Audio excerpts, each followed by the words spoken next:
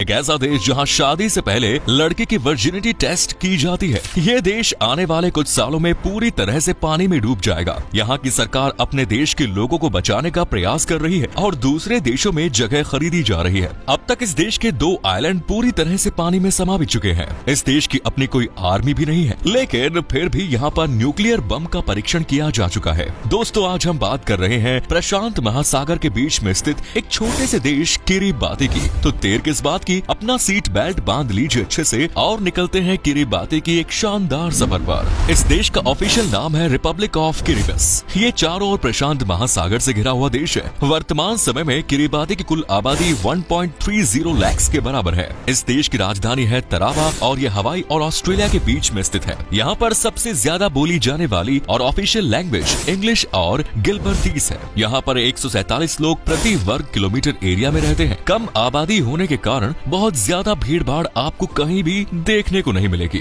हालांकि Gilbert island पर अन्य आइलैंड के मुकाबले थोड़ी चहल पहल देखने को मिलेगी, क्योंकि देश की 90% आबादी सिर्फ इसी आइलैंड पर रहती है। वही बात हो धर्म की, तो इस देश की लगभग पूरी आबादी ईसाई धर्म को ही मानने वाली है। दोस्तों, इस देश को लिखा तो किरिबाती जाता है, लेकिन यहाँ के लोग देश को किरिबस बोलते हैं, क्योंकि किरिबाती की लोकल लैंग्वेज में टीआई को एस के तौर पर प्रोनाउंस किया जाता है। इसीलिए हम भी अब से किरिबाती को किरिबस के नाम से ही संबोधित करेंगे। आपको बता दें कि किरिबस एक ऐसा देश है जो पृथ्वी के चारों गोलार्धों के बीचों बीच स्थित है, और ये वही देश है जिसके बीच में से इंटरनेशनल डेट लाइन और इक्वेटर होकर गुजरता है। इसी वजह से देश के एक हिस्से में अलग तारीख होती है तो वही दूसरे हिस्से में अलग तारीख होती है। इसीलिए यहाँ पर नए साल का जश्न भी सबसे पहले मनाया जाता है। ये देश जीएमटी से 14 घंटे आगे है। किरिबस के इतिहास की बात करें तो करीब 4 से 5 हजार साल पहले से लोग यहाँ पर रह रहे हैं। माइक्रोनेशिया के लोगों ने सबसे पहले यहाँ पर आकर रहना शुरू किया। बाद में फिजी,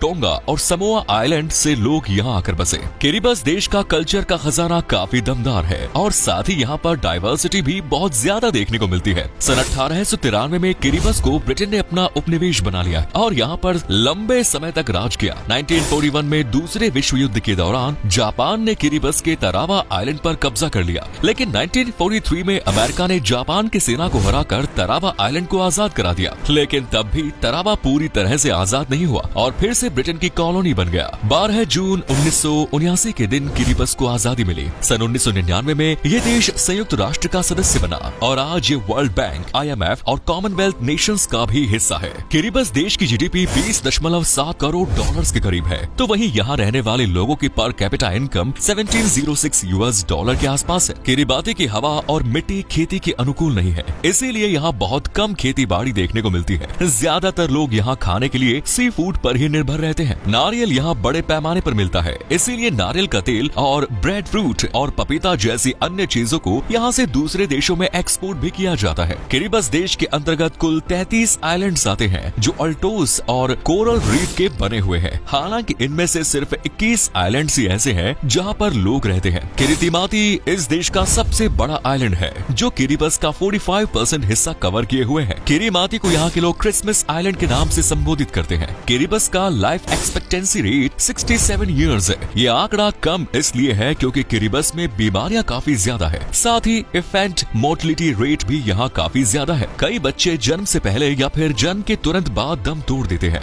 मेडिकल की बहुत अच्छी सुविधाएं इस देश में मौजूद नहीं है। हालांकि एजुकेशन के मामले में ये देश अच्छा काम कर रहा है। देश का लिटरेसी रेट 93% तक पहुँच गया है। सरकार अपने देश के युवाओं को विदेश में जाकर पढ़ाई करने और नौकरी करने की सलाह दे रही है और इसके लिए सरकार द्वारा आर्थिक सहायता भी प्रदान की जा रही है। सरकार का कहना है कि युवा अच्छे से पढ़ाई करे, बढ़िया नौकरी करे और कुछ समय बाद वापस आकर अपने परिवार को भी यहाँ से ले जाए। ऐसा इसलिए क्योंकि आने वाले कुछ सालों में किरिबस आइलैंड का अस्तित्व पूरी तरह से समाप्त हो जाएगा। जी हाँ, अगले 50 सालों में दुनिया के नक्शे से इस देश का नामो निशान पूरी तरह से सिमट जाएगा, क्योंकि बढ़ते वक्त के साथ ये आइलैंड देश डूबता जा रहा है। दरअसल ग्लोबल वार्मिंग और क्लाइमेट चेंज के कारण साउथ पोल और नॉर्थ पोल के ग्लेशियर्स तेजी से पिघल रहे हैं, जिस कारण समुद्र का पानी बढ़ता ही जा रहा है और लगातार बढ़ते जल स्तर के कारण समुद्र के पास मौजूद शहरों और आइलैंड नेशंस के डूबने का खतरा भी बढ़ रहा है। सन 1999 में किरिबस के 2 आइलैंड तेबुआ तरावा और एबेनुआ आखिरी बार देखे गए और इसके बाद पूरी तरह से पानी में समा गए।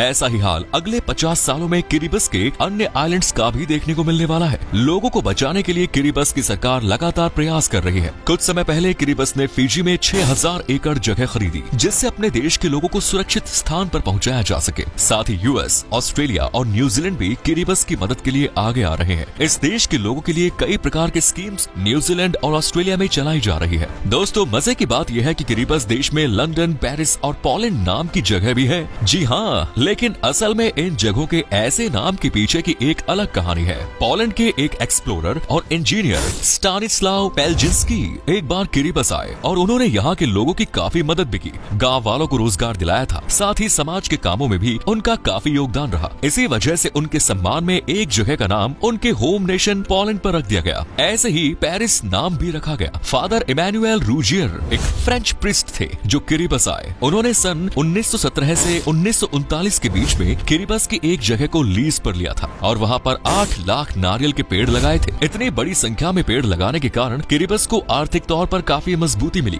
और इसके बाद उस जगह का नाम पेरिस रख दिया गया। और कहा जाता है कि ब्रिटिशर्स ने यहाँ पर लंबे समय तक राज किया था, इसीलिए एक जगह का नाम लंदन रख दिया गया। 1957 में ब्रिटेन के द्वारा किरिबस के एक आइलैंड पर हाइड्रोजन बॉम्ब की टेस्टिंग की गई। उस समय तक ये देश ब्रिटेन का ही गुलाम था। हाइड्रोजन टेस्टिंग के कारण यहाँ की मरीन लाइफ को काफी नुकसान भी हुआ। किरिबस की गिनती दुनिया के उन चुनिंदा देशों में की जाती है जिस देश की अपनी कोई आर्मी नहीं है। आपको बता दें कि किरिबस में सिर्फ इंसानों पर ही नहीं, जानवरों पर भी खतरा मंडरा रहा है। लोग अपनी जान बचाने की कोशिश कर रहे हैं, लेकिन बेजुबान और असहाय जानवरों के ऊपर किसी का ध्यान ही नहीं जा रहा। हालांकि उम्मीद है कि कुछ एनजीओ यहाँ के जानवरों को सुरक्षित स्थानों पर ले जाने के लिए जरूर आगे आएंगे। किरिबस में प्रदूषण की मात्रा भी लगातार बढ़ रही है। यहाँ पर लोगों को स्वास्थ्य संबंधी समस्याएं होने भी शुरू हो गए। लोगों की जिंदगी बहुत ज्यादा अच्छी नहीं है और लोग हर समय डर के साए में अपनी जिंदगी व्यतीत कर रहे हैं। और तो और पीने के साफ पानी की भी यहाँ पर किल्लत देखने को मिल रही है। हालांकि इतनी समस्याओं के बावजूद भी फेस्टिवल्स के दौरान यहाँ के लोग खुलकर मौज मस्ती करते हैं। New year, Christmas, independence day,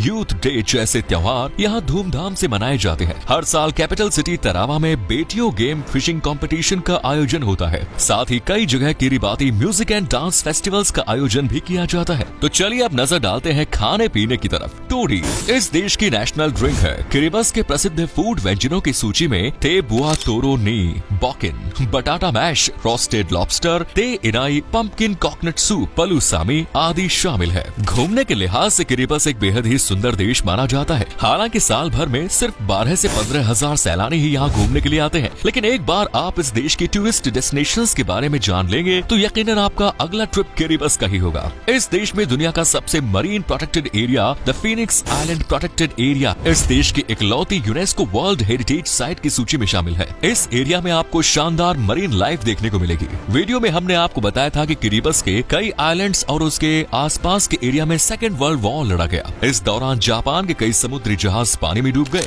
बेटियो, बॉन्ड्रिकी और बुटारी टारी और जैसी जगहों पर आप इन शिप रैक्स को देख सकते हैं। किरिबस के समुद्री तट भी कमाल के हैं। बीचेस पर शानदार रिजॉर्ट्स में आप रिलैक्स कर सकते हैं। तरावा इस देश की सबसे डेवलप्ड सिटी है। यहाँ पर कुछ मॉल्स और मार्केट्स भी मौजूद है जहाँ आप शॉपिंग कर सकते हैं। पार्टी के लिए नाइट क्लब्स और बार्स यहाँ मिल जाएंगे आपको। सभी प्रमुख सरकारी बिल्डिंग्स और हेडक्वार्टर्स भी इस शहर में मौजूद है। कुल मिलाकर तरावा पुराने और नए आर्किटेक्चर का एक शानदार नमूना पेश करता है। अगर आपको बर्ड वॉचिंग पसंद है और प्रकृति से प्यार है तो एक बार क्रिसमस आइलैंड भी जरूर विजिट करें। यहाँ पर petrel, tern tropic birds, shearwater जैसी दुर्लभ प्रजातियों के पक्षी आपको देखने को मिलेंगे। माराकई आइलैंड को किरिबस के ही नहीं बल्कि दुनिया के सबसे खूबसूरत आइलैंड्स में से एक माना जाता है। और ऐसा हम क्यों कह रहे हैं, ये तो आपको इस आइलैंड पर पहुंचने के बाद ही पता चलेगा। इनके अलावा आप किरिबस में फेनुआउरा, सैक्रेड हार्ट कैथेड्रल, कुरिया आइलैंड, अबियांग आइलैंड, तबीतेउ आइलैंड और बेरू द्वी आइलैंड जैसी जगहों पर घूमने जा सकते हैं।